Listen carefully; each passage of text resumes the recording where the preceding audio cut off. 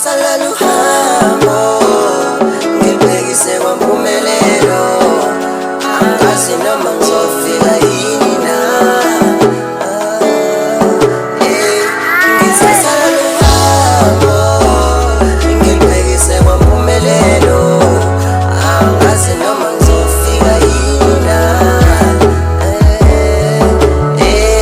Ngithatha lolu hambo ngilibhekise kwampumelelo, angazi noma ngizofika yini na.